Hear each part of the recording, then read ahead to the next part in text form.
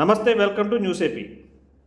మార్చి 15 నుండి 30 వరకు పలు ప్రధాన శాఖలకు కేటాయించాల్సిన నిధులను ముఖ్యమంత్రి తన తాబేదారు కాంట్రాక్టులకు 14,000 కోట్ల రూపాయలు చెల్లించాడని మాజీ మంత్రి పితాని సత్యనారాయణ ఆరోపించారు. కోడూరు మండలం కొమ్ముచిక్కాల గ్రామంలో తన నివాసం వద్ద ఏర్పాటు చేసిన మీడియా సమావేశంలో ఆయన మాట్లాడుతూ జగన్మోహన్ రెడ్డి ప్రవర్తన ఎన్నికల కోడ్ను అభాస్యం చేసేలా ఉందని అన్నారు.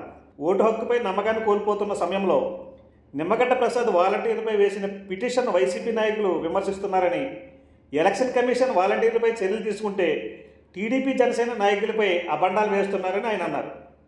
గ్రామ వాలంటీర్ల చేత బలవంతంగా వైసీపీ నాయకులు రాజీనామాలు చేయిస్తున్నారని, ఎన్నికల కోర్టు ఉన్న వేళ పెన్షన్లు వాలంటీర్లే ఇవ్వాలా, ప్రభుత్వ ఉద్యోగుల చేత పెన్షన్లు ఇప్పించేలా జీవో ఎందుకు ఇవ్వలేకపోయారని జగన్మోహన్ రెడ్డిని ప్రశ్నించారు. వాలంటీర్ల మీద ఎలక్షన్ కమిషన్ నిర్ణయాన్ని ఎలక్షన్ కమిషన్ తీసుకుంటే ఇటు తెలుగుదేశం పార్టీని జనసేన పార్టీని ప్రజల దగ్గర దోషం చేయాలనే ఆ ప్రయత్నం వైఎస్ఆర్ పార్టీ కానీ జగన్మోహన్ రెడ్డి కానీ చేస్తున్న విధానాన్ని తీవ్రంగా ఖండిస్తున్నాం.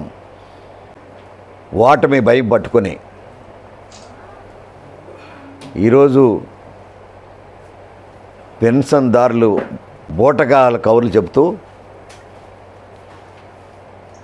అలాగే వికలాంగుల్ని రెచ్చగొట్టే విధంగా మీ ఇంటికి మేము పెన్షన్ ఇస్తున్నాము దీన్ని అడ్డుకట్టేసిన తెలుగుదేశం పార్టీ, అడ్డుకట్టేసింది జనసేన పార్టీ అని చెప్పడం మీ ఓటమిని అంగీకరిస్తున్నట్టు భావిస్తూ ఉన్నాం.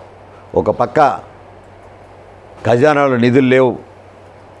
29 మార్చి నాడు ఆర్బీఐ దగ్గర 4,000 కోట్లకి బాండులు అమ్ముకుని ఈరోజు జమ కాబోతోంది.